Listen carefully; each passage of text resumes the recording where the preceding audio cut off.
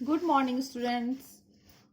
This is your classes of accountancy, and we are doing chapter number 1, that is NPO, Not for Profit Organization. तो आज हम discuss करने वाले हैं meaning of fund based accounting. Meaning of fund based accounting. ठीक है, fund based accounting होता क्या है? Okay, so donations received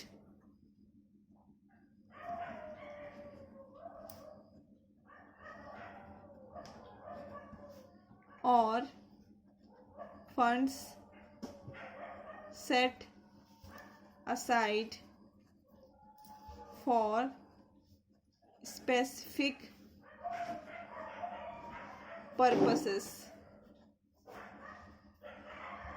are credited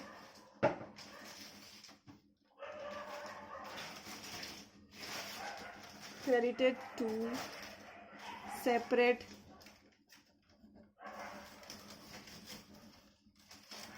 fund account and are shown in liabilities side of the balance sheet. ठीक है, अब इसको हम लोग पढ़ लेते हैं थोड़ा सा. डोनेशन रिसीव्ड और fund set aside for specific purpose. ठीक है, जो हम लोग डोनेशन रिसीव करते हैं या फिर हम लोग को स्पेसिफिक किसी नाम से फंड मिलता है, that is called specific purpose. Fund received for specific purpose. जैसे आपको मैच फंड मिला तो आप उसके लिए क्या करोगे? मैच के लिए रखोगे. मान लो आपको टूर्नामेंट फंड मिला या फिर मान लो आपको प्राइज के लिए फंड मिला, तो जिसके साथ नाम जुड़ा हुआ है, जिसको हम लोग बोलते हैं स्पेसिफिक फंड, इसको हम लोग क्या कर देते हैं? क्रेडिटेड कर देते हैं एंड सेपरेट फंड बना देते हैं. और इसको कहाँ दिखाते हैं? Liability side of the balance sheet में दिखाते हैं. ओके, इसको कहाँ दिखाते हैं? बैलेंस शीट के लाइबिलिटी साइड दिखाते हैं. इसको मैं और आगे समझाने के लिए आपको दिखाती हूँ. ये जो हमारा फंड होता है वो दो पार्ट्स में डिवाइडेड होता है. पहला तो हम लोग बोलेंगे जनरल डोनेशन,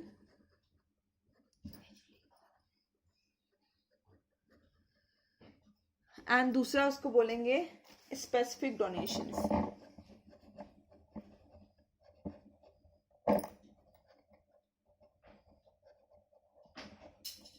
ठीक है, अब मैं इसके लिए एक एग्जाम्पल देती हूँ.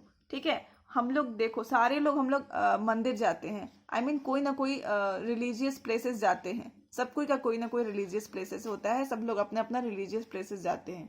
तो वहाँ पे एक दान पेटी बना रहता है. ठीक है, दान पात्र, दान पेटी, जो बोलना है आप बोलो.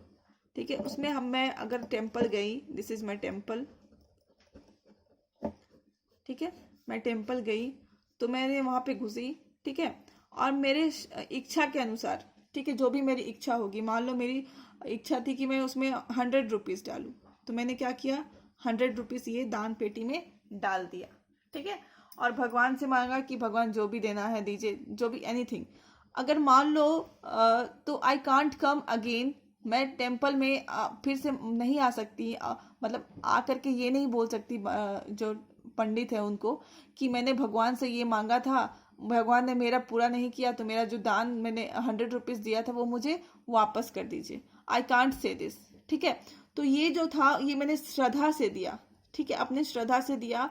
एंड मैंने कुछ नहीं बोला कि 100 रुपये का आप क्या करिए. हो सकता है पंडित जी इसको फूल माला में यूज़ करें, हो सकता है इसकी अगरबत्ती खरीद लें, या फिर हो सकता है अपने घर का राशन खरीद लें. Anything, he can do anything, because I have not said anything about this rupee. Okay, 100 रुपये के नोट के बारे में मैंने कुछ भी नहीं कहा है. ओके, तो ये जो है, ये जो पंडित जी को 100 रुपीज मिली, इसके आगे मैंने कुछ भी नहीं कहा था कि इसको करना क्या है. तो this is called general donation. इसको हम क्या बोलेंगे? General donations. और मैंने कुछ भी नहीं कहा था इसके बारे में. वो जो चाहे इसको जैसे चाहे वैसे यूज कर सकते हैं. So this is considered as income. Okay, तो इसको पंडित जी क्या मानेंगे? अपनी इनकम मानेंगे. ठीक है, और इनकम मानते हुए क्या करेंगे? इनकम एंड एक्सपेंडिचर अकाउंट में, ठीक है, इनकम की तरफ दिखाएंगे. ठीक है, डोनेशंस मिली, इनकम की तरफ दिखाएंगे.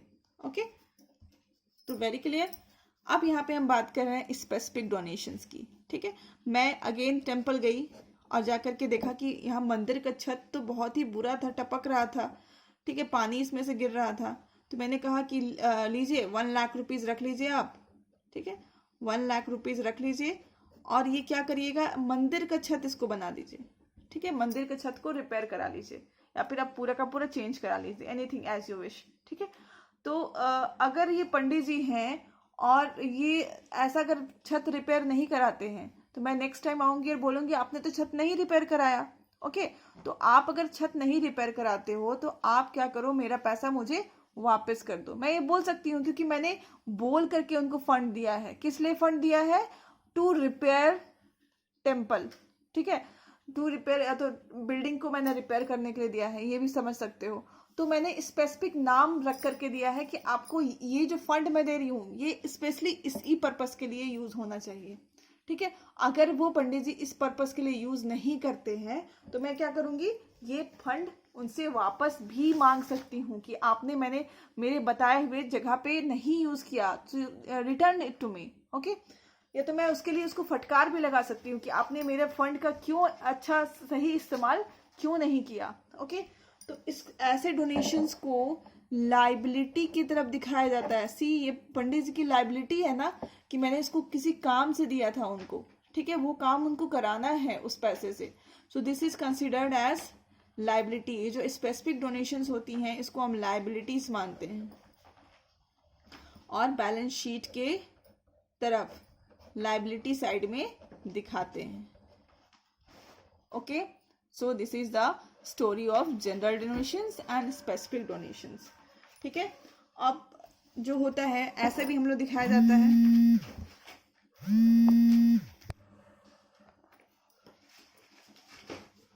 ठीक है, ऐसे भी दिखाया जाता है कि फंड स्पेसिफिक जो भी नाम है वो हो.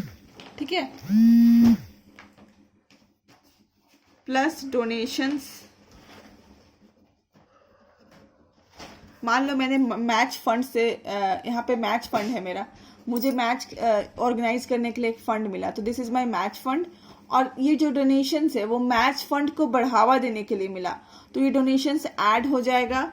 देन अगेन, ठीक है, अगेन उसमें कुछ अगर एक्सपेंसेस होती हैं related with the match fund.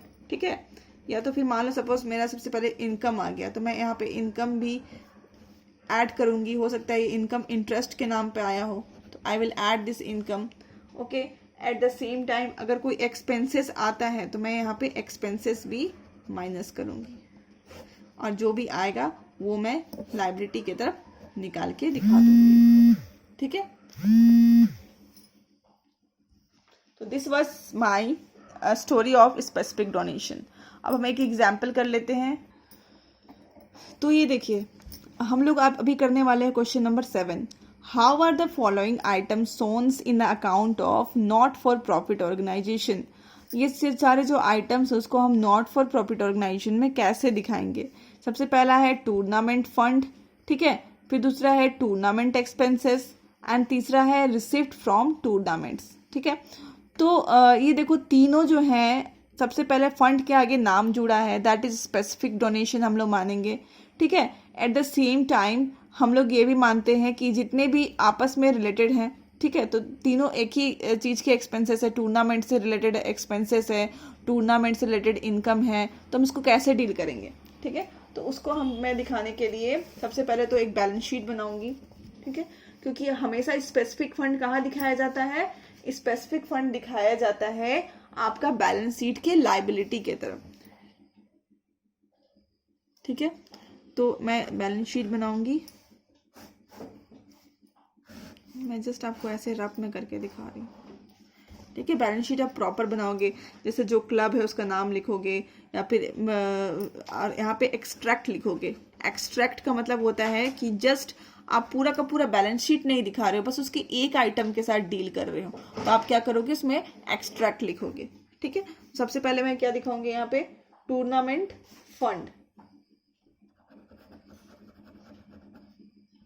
Tournament fund कितना है, 50,000। फिर मैं प्लस करूंगी रिसिप्ट फ्रॉम टूर्नामेंट्स। ठीक है, रिसिप्ट्स फ्रॉम टूर्नामेंट्स, कितना रिसीव हुआ था, ये मेरा इनकम है, मेरा 70,000 हो गया। लेस करूंगी टूर्नामेंट एक्सपेंसेस। ठीक है, तो ये कितना हो जाएगा, 15,000 हो जाएगा, टोटल 55,000। ठीक है, तो यही हो गया मेरा आंसर। ठीक है, अब हम लोग क्वेश्चन नंबर 7 सॉल्व करेंगे। How are the following items following dealt with the account of income not for profit organisation. ठीक है, सबसे पहले हम लोग देखेंगे केस 1, क्वेश्चन नंबर 7, केस 1। ठीक है, केस 1 क्या है, देख लीजिए आप। ये जो प्राइज फंड है, फिर प्राइज अवॉर्डेड है, एंड देन मैच एक्सपेंसेस है। तो ये दोनों तो आपस में रिलेटेड हैं, but match expenses is not related. मुझे मैच खिलाने के लिए, तो फिर मैच के लिए कोई भी फंड नहीं मिला है। आप देख सकते हो, मुझे सिर्फ प्राइज के लिए फंड मिला हुआ है। तो मैं अगेन बैलेंस शीट के लाइबिलिटी के तरफ, ठीक है, प्राइज फंड लिखूंगी 50,000 एंड प्राइज जो अवार्ड किया मैंने, ठीक है, मैंने जो प्राइज अवार्ड किया ये मेरा एक्सपेंस है, मैं इससे सब्ट्रैक्ट कर दूंगी। ठीक है, यहाँ जो आया ये हो जाएगा मेरा आंसर। ठीक है, अब ये जो मैच एक्सपेंसेस जो मुझे दिखाए गए हैं उसके साथ मैं क्या करूंगी, मैं यहाँ पे इनकम एंड एक्सपेंडिचर अकाउंट बनाऊंगी एंड इसके एक्सपेंडिचर के तरफ मैच एक्सपेंसेस को शो कर दूंगी। ठीक है, दैट इज 15,000। देन केस 2 में आप देख रहे हो मैच फंड इतना है, मैच एक्सपेंसेस दिखाया जा रहा है, इन्वेस्टमेंट ऑफ मैच फंड है, interest on match fund investment है, एंड देन प्राइज अवॉर्डेड है। ये जो प्राइज अवॉर्डेड है, अगेन इसके लिए मुझे कोई भी फंड नहीं मिला है, इधर मुझे सिर्फ मैच के लिए फंड मिला है। ओके, तो ये जो प्राइज अवॉर्डेड है, अगेन मैं उसका ट्रीटमेंट ऐसे ही इनकम एंड एक्सपेंडिचर के तरफ में, एक्सपेंडिचर साइड में अपने एक्सपेंस के तौर पे दिखा दूंगी, प्राइज अवॉर्डेड 19,000। ओके, और इधर जो मैं सेम बैलेंस शीट यूज कर रही हूँ, यहाँ पर बस मैंने केस 2 लिख देना है। ठीक है, यहाँ पे मैं क्या दिखाऊंगी, this is my liability side and this is my asset side. Okay, यहाँ पे मैं दिखाऊंगी, सबसे पहले तो मुझे मैच फंड मिला, ठीक है, कितना मिला, 1 लाख। उसके बाद मैंने लेस करना है मैच एक्सपेंसेस, मैच एक्सपेंसेस 35,000, तो बच गया 65,000। अब आगे आप देखोगे कि इन्वेस्टमेंट ऑफ मैच फंड, मतलब मेरा जो 65,000 था उसमें से 60,000 मैंने मार्केट में इन्वेस्ट कर दिया।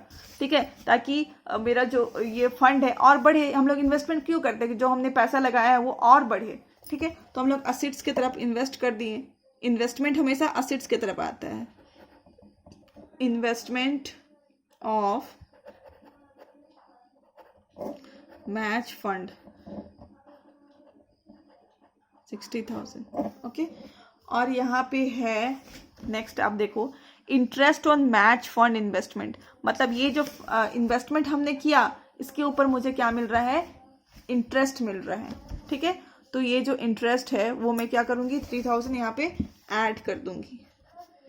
इंटरेस्ट फ्रॉम मैच फंड 3,000, तो मुझे लाइबिलिटी साइड में कितना शो करना पड़ेगा, 68,000 ये अमाउंट मुझे शो करना पड़ेगा, एंड ये अमाउंट मुझे असेट्स की तरफ शो करना पड़ेगा, and this I will show in income and expenditure account, prize awarded. तो होप आपको मैंने 2 क्वेश्चन आपके सामने डिस्कस किया, आपको ये क्वेश्चन समझ में आए होंगे, एंड आप आगे के क्वेश्चन ट्राई कर सकते हो। Till then keep learning and thank you.